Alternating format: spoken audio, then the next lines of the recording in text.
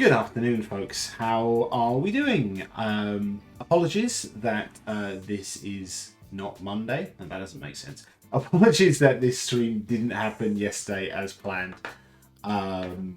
As you can kind of tell, I do this the lunch chats during my lunch break, and yesterday was just kind of busy with the day job. So bumped it today, which seems to work. Hello, Radiant Leave. How are you doing? I hope your day is going well. Let's just a quick scan. I see a couple of friendly lurking faces in there. Party Gandalf, nice to see you here. Hope this provides a bit of entertainment during your lunch break, and I hope you're doing well. So yeah, this is post-weekend update. We'll go through that quickly and get into the geeky stuff. What happened this weekend? My dad visited. That was nice. So my dad lives up. He lives in Bakewell of the named Bakewell Tart. So he's about 3 hours away, which means now we're in Essex. It's actually closer for him to see us than when we were in Scotland. But you know, we don't get to see him quite as often as we would like. But he came down today, which was really, really nice, and he had a wonderful time with our little one. Grandpa time is always good. So that was a nice way to spend Sunday. Saturday, I have no idea what even happened to Saturday. Something happened on Saturday, but for the life of me, I can't remember what it was that we did. So clearly it can't have been that interesting. I'll probably regret saying that, but no, I cannot for the life of me remember what we did on Saturday. But kind of life goes on. Life goes on. Yesterday was kind of a very meh day, which they happen. I don't think anything in particular caused it. It was just kind of a general feeling of kind of, I mean, life is, I think for everyone just kind of a bit rough right now, kind of financially, or everything that's on the news, and then you chuck in your own little things that are going on in your own lives, and, it can sometimes just get to you. And it was just one of those where everything kind of hit me at once, and I was just like, oh no. So it's probably a good thing I didn't do a stream, to be honest. I think I wouldn't have been the most chipper of selves then. But I'm feeling better today, which is good. And thank you for those who reached out. I do appreciate it. It is very, very kind.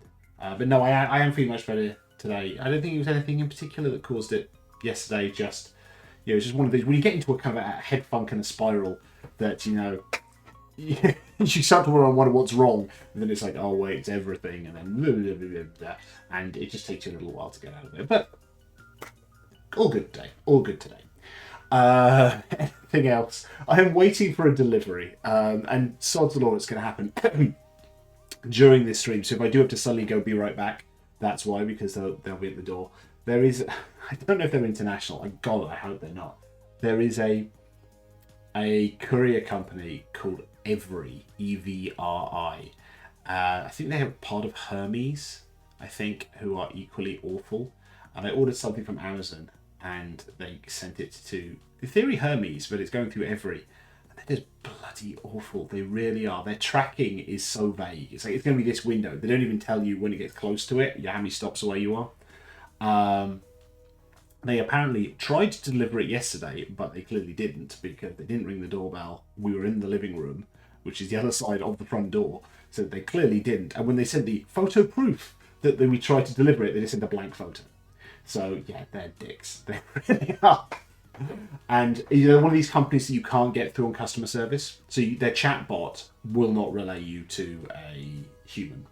And even if you phone them up, it's an automated phone thing where you can't get to speak to a human, which is just really annoying. I get that they kind of need to vet through an automated system before they pass on to humans, but the fact there is no way to get to humans, even though it says on their website that you can get passed through to support people. It even gives hours. It gives hours on their phone line. We're open between here and here. It's like, if it's just an automated system, why have you got hours on there? Surely the automated thing can do it at all times. So why bother giving hours? I don't know. Really, really annoying. But who knows? Hopefully the thing arrives today, and hopefully it's not during the next 40 minutes, because that would be annoying. But what are you going to do? Creatively, things are happening and not happening. I mean, maybe this contributed to a bit of yesterday's funk. So I finished the writing element of the charity project, which is really good because it was a huge amount of work that needs to be done for that, and it's done. The kind of frustrating news is it may have to be on hold for a couple of months. The thing's happening in September, assuming it does happen, it'll be happening in September. So I was trying to get everything sorted and things and people lined up well in advance, because the last thing you want is telling people at too short a notice, and then they go, sorry, I'm fully booked. And I've got some interest, which is really good, but I'm, not counting my chickens yet. But I heard back from someone who said, I mean, a theory interested, but, can you ask again in a couple of months, because it's too far off. Essentially, I think the logic is, that if a paying thing comes up, then realistically they have to pay that over a charity thing, which is completely reasonable. I, absolutely understand that. It's just when you've got the drive, like, oh, I want to make this thing happen. I want to get going with this. And it's like, you need to wait a bit. It's like, I don't want to. I'm very impatient. But I mean, that's okay. I've done the hard work in terms of this. And even if it doesn't happen for whatever reason, I'll have something to show for it, it will be nice. So that's on the back burner for a little bit. I think I'll kind of keep things ticking over and see what I can do. But I understand I'm not going to be able to go into this kind of do all the serious planning for a couple of months yet, which is okay. I finished. What I did do yesterday. So I was in this kind of head funk, and my wife was saying, "Why are you going to write for a bit?" I was thinking, I'm not in the mood to write. I don't think the creative juices are going to flow. While I'm in a bad headspace. And I thought, sod it, let's try it. Because I'd done the writing thing for the charity thing, so it was going to be back to a little bit fear stuff. So what I had to finish at some point was 6 Impossible Things, the anniversary release for the end of next month.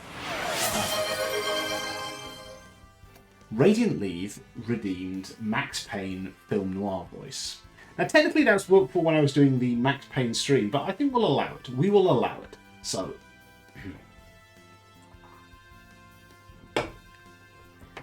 So I decided to go upstairs and decided I was going to do a bit of writing for a while. I didn't know if the words would come, but sure enough they did.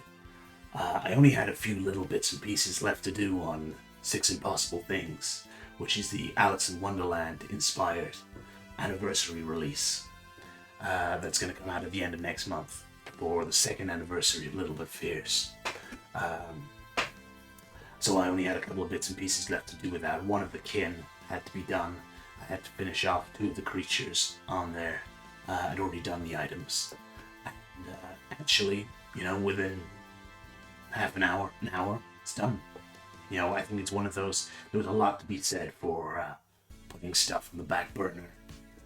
And just coming back to it when you're in a better headspace, because if you try and force creativity, sometimes it just doesn't happen, or you end up writing absolute rubbish. Whereas, I put that on the back burner while I was doing the charity thing, came back to it, and finished it within an hour. So that's very, very cool. So that's done. I just need to proof it. I need to do all the dreaded banners and stuff like that goes for any release. Let's do the 16:9 version, let's do the square version, let's do the version for itch, let's do the version for this and that, and update that and the other and do the pages and stuff like that. But that's not too bad to do, because then it'll all be done and ready. And ready to be dropped for the anniversary, which is very, very cool. Which means that means I'll be back to the Stuff of Legends, which is the mythology-based larger expansion for Little Bit Fierce, which is mostly done. There's a few bits and pieces of lore I've got to put in there. I've got to do some of the magic items, and the main thing left to do is the creatures. But then that'll be it with the writing on that. So then I'll be passing it over to the artists on that, and hopefully, maybe within the next couple of months, that'll actually be released, which will be very, very cool. And then on to the next thing. I'm really pleased with how that's going. I thought it was going to be a bigger project. It was one of those I kind of took a step back and took stock of where I was at, and then realized I'd actually done most of it, which was kind of cool. How much longer do I have to do this? can't remember if I put a description on this one of how long I had to do it for. I think as we wrap up the creative update, I'm gonna drop back into how I normally speak for the main part of this, especially in case I want to clip any bits. This next part, which will be weird if I'm doing it in a film noir voice. But thank you for that. So the main thing I was going to talk about, I talked about a little bit on the retro gaming stream at the weekend, which I should know. I realised afterwards when I was doing the VOD that I'd messed up some OBS settings and muted the desktop audio during that. So Golden Axe had game audio, but you couldn't hear any audio from the X-Men parts of it. All you could hear was the clicking of my controller and me, which is better than nothing at all, but it's kind of frustrating, but oh well, I'll watch out for that next time. But I was talking about this on the retro gaming stream, about X-Men 97. So for those who don't know what this is, so essentially, back in the 90s, there were an awful lot of Marvel cartoon series. There was X-Men, there was Spider-Man, Fantastic Four, Iron Man, I think there was a Hulk series. There may have been others as well, I don't know. But I think the best quality ones were the X-Men series and the Spider-Man series, which were actually kind of linked. They did have a few crossovers in that. So the X-Men series came out in 92, and the Spider-Man series came out in 94. And both were very, very well received. I think to a lot of people, it was their kind of gateway Marvel, Saturday morning cartoons gateway into Marvel. And so X-Men 97 is something that's come out on Disney Plus, and what that is a continuation of that X-Men cartoon series from 1992. It basically picks up where the series left off in 1997. And excuse me, and it's really, really good. The first 2 episodes dropped last Wednesday. I think it's 1 episode a week, and annoyingly, it's only a 10-episode series. But I think they've done a second series already. I think they made series 1 and 2 together, which is very cool because I think the response has been fantastic. I think it's got like a perfect score on Rotten Tomatoes or something like that, which is insane. But it's very, very enjoyable because not only have they picked up the plot, and I think they've got the same kind of showrunner and crew involved in it, but they've got as many of the original voice actors back as well, which is just fantastic because to a lot of people, those are kind of the definitive voices of the characters. I mean, obviously, actors like Steve Blum has been playing Wolverine for a very, very long time in animated things, and obviously Hugh Jackman has done so many films as Wolverine. But the voice, I can't remember the guy's name. Is it Cal Dodd? Is that his name? Who does the Wolverine voice on that animated series is kind of the definitive Wolverine to a lot of people. So it's nice to hear those voices back again. Now, there are some characters where the original actor sadly passed away. They've obviously had to recast them, but they've cast someone who is not doing an impression of them, but they're trying to make it vocally match the previous actor. And there are some cases where the previous actor could return, but because this has been like 30 years, they can't do the voice anymore. Maybe their voice has dropped a bit, or it's more gravelly, or whatever. There's reasons why they can't do the voice they did before. So they've kept those actors, but put them in other roles. Like the actress who played, I think, Jean Grey in the original series, I think falls into that category. So she's playing a different character, Valerie Cooper, and they brought in, name's escaping me. Oh dear, voice actress. What's her name? Jennifer Hale. Of course, Jennifer Hale has been brought in to be Jean Grey. But it's nice that they're keeping those people in, so that they're part of the club still, which is wonderful. And I know there's a case where the actress who played Jubilee is Caucasian, and she actually said, "I would love to be in this again, but actually, you need to cast an Asian American to do the voice nowadays because absolutely we should be. An Asian American character should be played by an Asian American actor." So she's still in it, but in a different character, which is great. It's really nice that they've done this. The visuals are wonderful. Obviously it's crisper and clearer and widescreen compared to the original one, but it feels the same. They haven't gone bananas. I think they've used bits of CG for bits and pieces of background, but I think it's basically all hand drawn, and it tonally matches the original artwork on this one. There is something which, if you Google this one, you'll see what I mean. They did a very distinct thing in both the X-Men and Spider-Man cartoons there, which is they had someone in a dark costume. Wolverine was a good example of this, and Magneto in the new one in X-Men 97, and Venom in the Spider-Man series. If someone was wearing a very dark costume, what they did is they coloured them black and gave them coloured highlights on the edges to give you the effect of that colour. So rather than Magneto being actually in a dark purple, his costume is black but with purple highlighting on the edge, and it looks very cool. Venom looked the same, as I said, in the Spider-Man animated series. So he always looked like he was being some sort of confrontation with the police, because inevitably he was black with like a red highlight on one side and a blue highlight on the other, which looks cool, but it did look like there was some sort of flashing, police sirens opposite him that's causing that lighting effect. But it's nice to see they've still got that. They could have changed the art style and they haven't. It really, really fits into exactly what it looked like before. It's just fun. It's fun from a nostalgia point of view, but it's also, I like the fact it's wonderfully on the nose with the message, as it always was. I mean, obviously, I think it is not news to anyone that X-Men and the whole mutant thing is, an allegory for all kinds of prejudice in the world. So they're still absolutely on the nose of this, about, I think there's even there's a scene in the second episode where some bad guy, like really it's kind of a Nazi-ish character, is attacking Cyclops, and he's doing this whole, I hate it with you mutants, other people have problems too and we just don't whinge about it. And the number of people from minority groups have tweeted and gone, oh my god, the number of times you hear this, from, straight white males going, we have problems too, we just don't whinge about it. It's so good that they're continuing to be on the nose with the message of tolerance.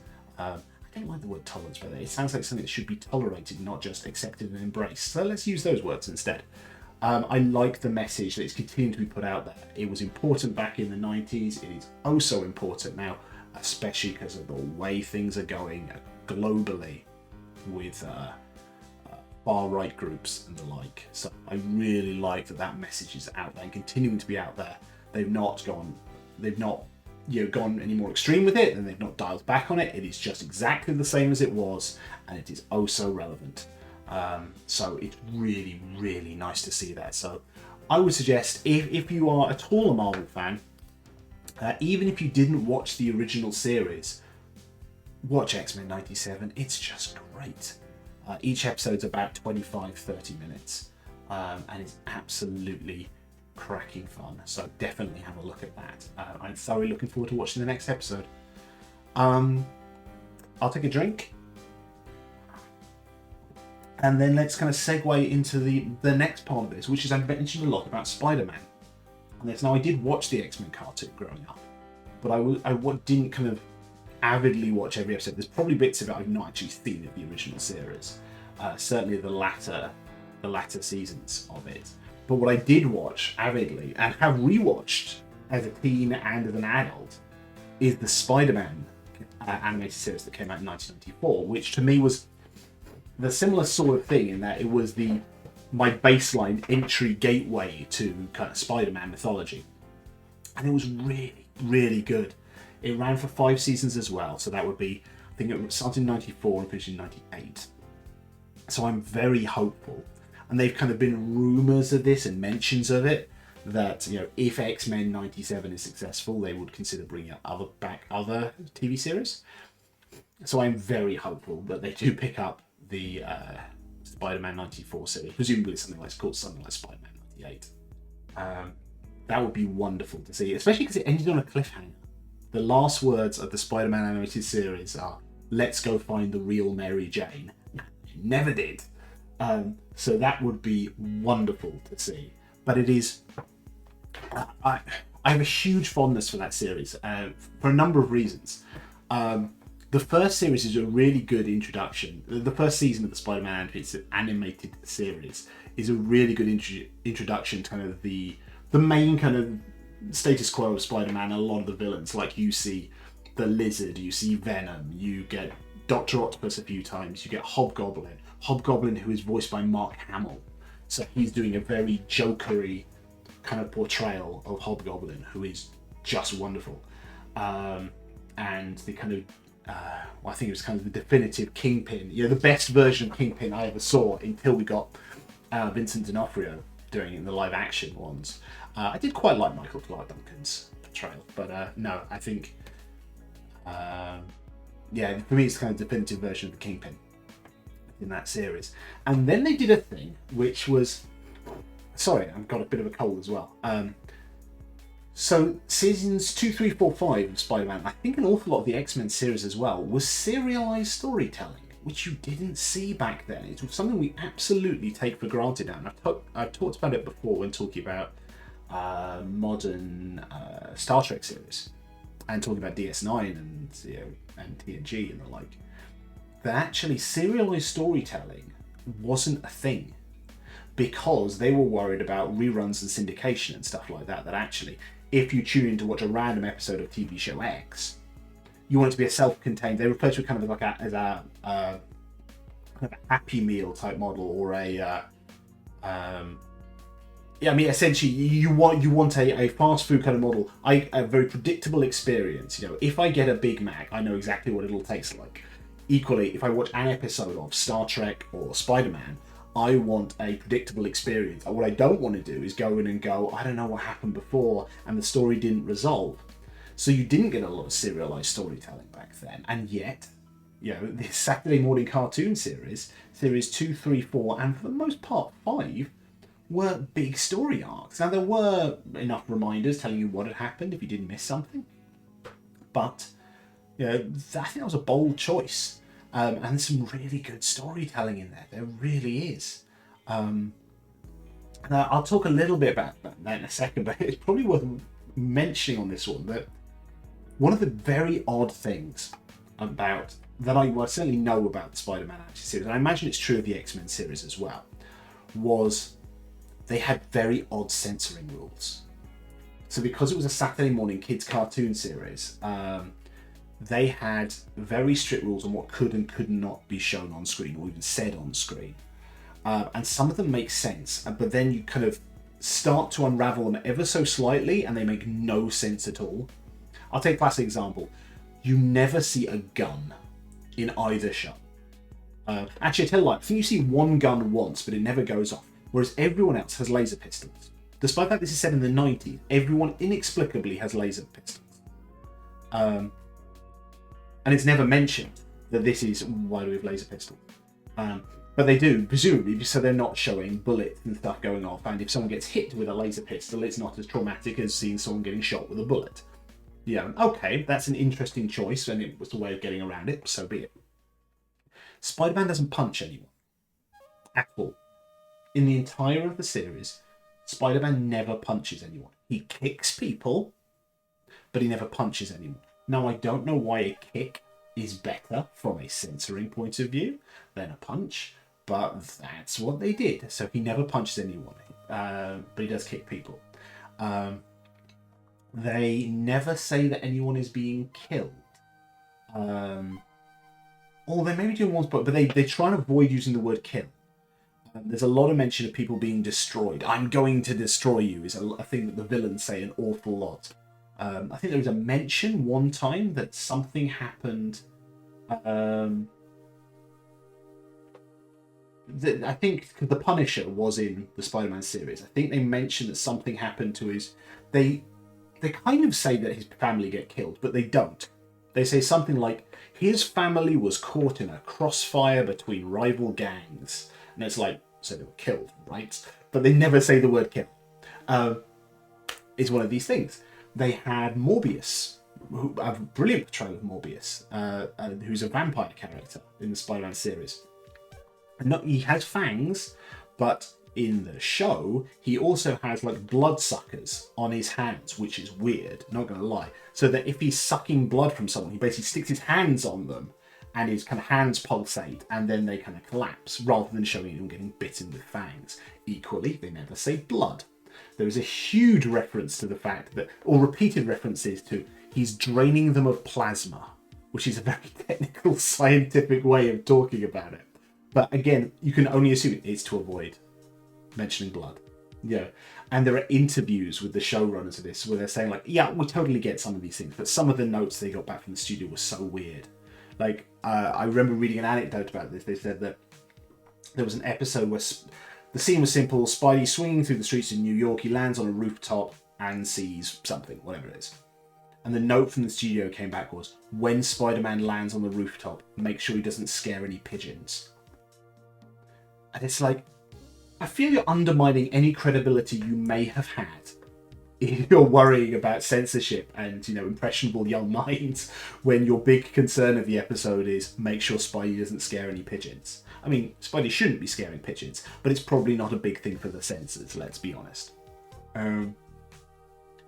So the sensory thing was odd, but kind of charming. It really was. But I did mention the blood-sucking hands thing.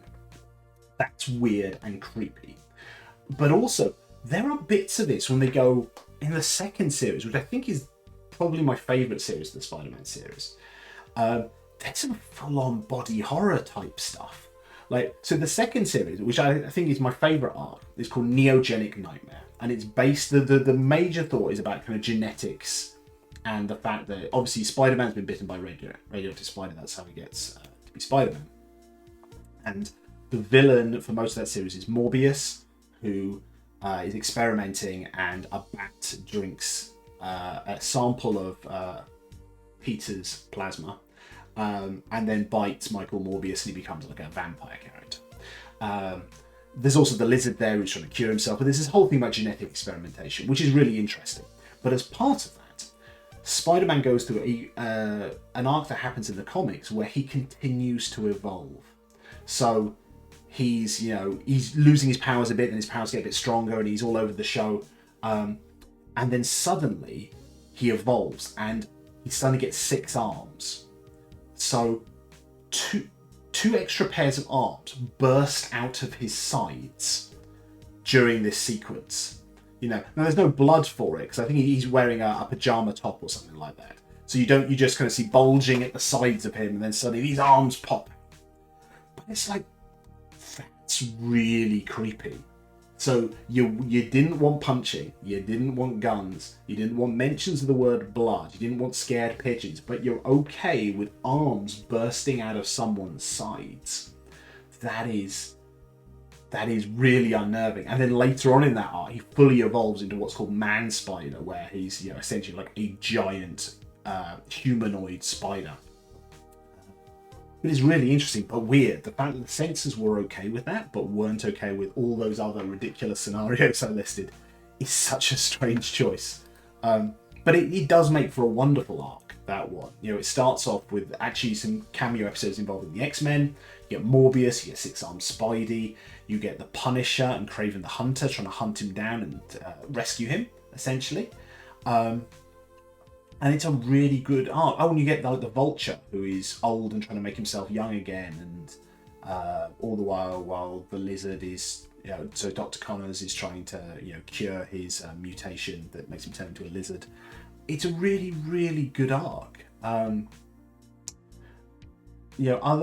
ones that I think are brave that they did on that one is I liked Partners in Danger, which I think was the 4th series. They did a really good introduction of the Black Cat character, so Felicia Hardy. So that was, they had her, and that was kind of linked on to Captain America stuff. So I was trying to get back the super soldier formula. And her father was a cat burglar, and he has to steal the formula for the Kingpin, and gets trialed on his daughter, and you get the Black Cat. And a really good interpretation of Black Cat. Again, I think I'm annoyed I couldn't remember Jennifer Hale's name earlier, because her portrayal of Black Cat is just wonderful. And you get the return of Morbius in that, and you get Blade, so that's a lot of fun. And actually, in the 5th season, they did a version of Secret Wars. They brought in all the voice actors from those other 90s animated shows. So you had Iron Man, who remembers the Fantastic Four, you had Storm, you had Doctor Doom on the other side, you had all these great heroes and villains in a version of Secret Wars. They did a Clone Saga type thing as well. They did an interesting interpretation of Carnage, who in the comics is like a bloodthirsty serial killer. It's like, imagine Venom. Well, actually, there was a film of this recently of Carnage. I've not seen it, but I think they still may have pulled some punches on that one because, in theory, Carnage is the most terrifying thing you've ever seen. Imagine Venom, but blood red, who's constantly making axes and knives and just murdering people. Is the least child-friendly thing you'd ever want on a cartoons. They did include Carnage, but he was kind of draining life force from people rather than, brutally murdering them, which is probably a good choice, to be honest.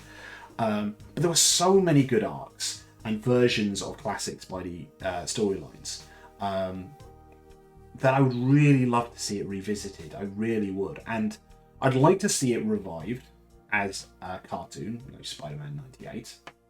That would be an awful lot of fun.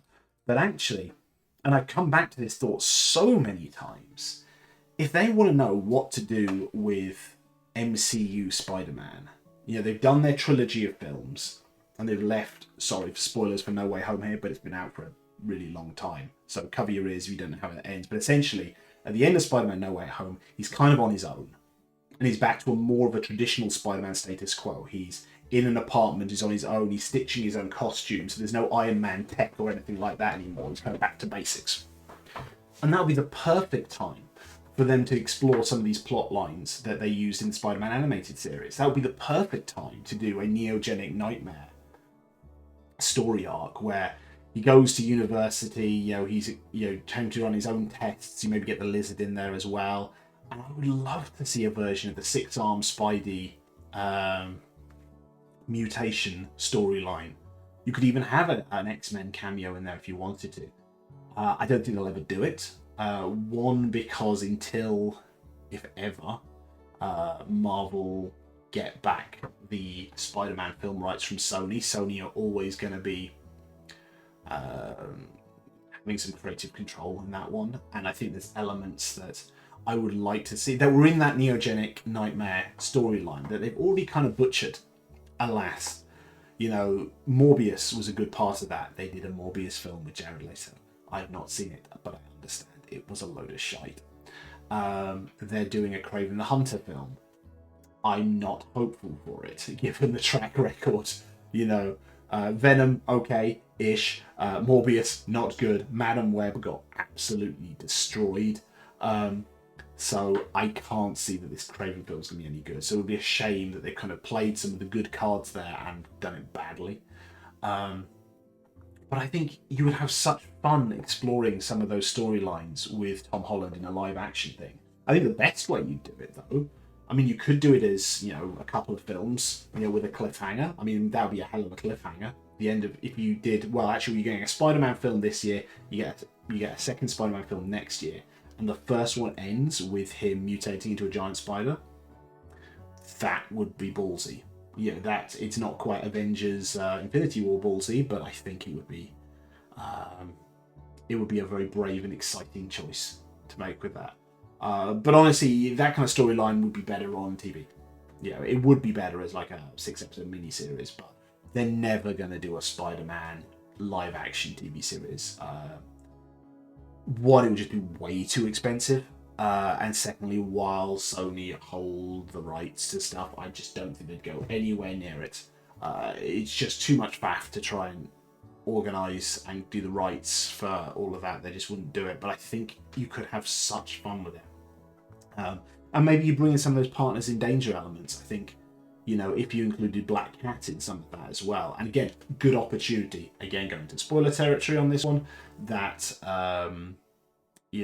MJ's out of the picture at the end of Spider-Man No Way Home.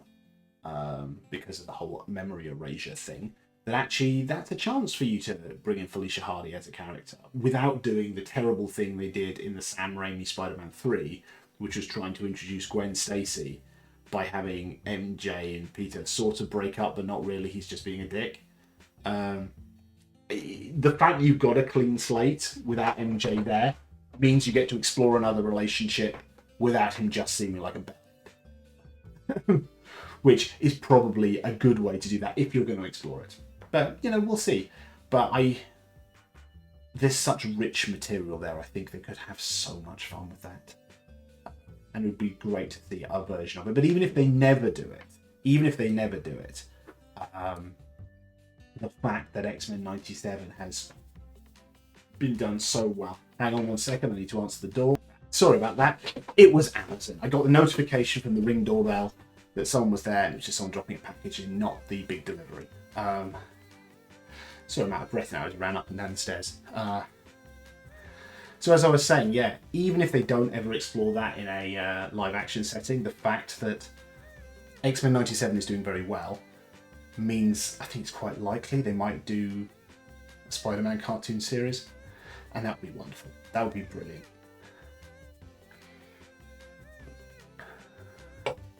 Sorry, I'm really out of breath here. Clearly I am, one, unfit, and secondly, under the weather. The fact of me running up and downstairs means I'm slightly out of breath. I don't like that. I need to take better care of myself. I really do. So that's about it. I mean, I kind of, my train of thoughts got slightly derailed on that one, but I think I said what I wanted to say on that. So, you know, do watch X-Men 97. I think you'll enjoy it, even if you're not a huge superhero fan. I think it's very, very enjoyable. It scratches a kind of childhood Saturday morning cartoon itch, but also I think is a very good interpretation of X-Men and an awful lot of fun. And I'm very hopeful that we get something with Spider-Man, because that is a topic and a series that is near and dear to my heart from a nostalgia point of view, and also because for me that is kind of the definitive version of Spidey, even with the weird censoring and him not being able to punch people. For me, it is kind of a definitive version, so I would love to see a continuation of that. Cool. Right, let's go into wrapping up stuff. So I did think I wouldn't be able to do a stream tomorrow because there was a very real possibility I was going to have to be away with work again. Looks like that's not happening, so we should have a lunchtime chat with games tomorrow. I don't know what it'll be that we're playing. I'll have to look through my Steam library on that one.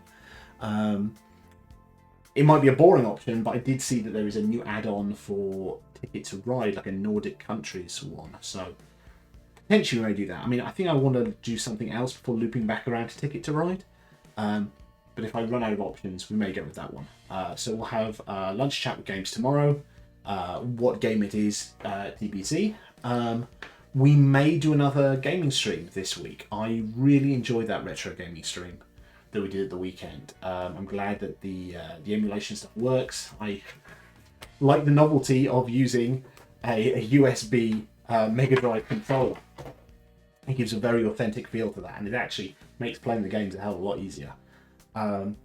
The response on Twitter was that you'd like to see X-Men 2, so I think we might do that. I'm less familiar with that one, but it is certainly mechanically a much better game. So I think we'll do that, and assuming we do a second game as well, we might do Psycho Pinball. Psycho Pinball is an awful lot of fun, and especially if we do a long slog with X-Men. I think Psycho Pinball will be a bit more relaxing after that one, because I remember the X-Men game is quite hard, so we'll see. Otherwise, all the usual stuff. You know where to find me. I am DC Bradshaw RPG on Twitter. I'm at dcbradshaw.com on Blue Sky. Please, if you do not already, if you're watching this and you don't already follow me, please follow me, DC Bradshaw on Twitter and on YouTube. I had about 6 new people subscribe to my YouTube channel last week, which was just fantastic. So thank you so much. If you people watching, if you're one of those people, I really, really do appreciate it. I also have a Ko-Fi account, DC Bradshaw RPG. The link is down at the bottom. All funds go towards funding the Tabletop RPG Creators Directory and the hosting fees for that. So that would be absolutely fantastic. Let's have a look, see if anyone is streaming. I can see that Radders is streaming. I don't know what her rules are on that one, in terms of number of people who have to be in. Let's have a look, see if she's back. Let me see if we can do a raid. Looks like we can do a raid, so we will do that. Right, thank you very much. Raid will commence shortly. And I look forward to seeing you all very, very soon. All right, take care.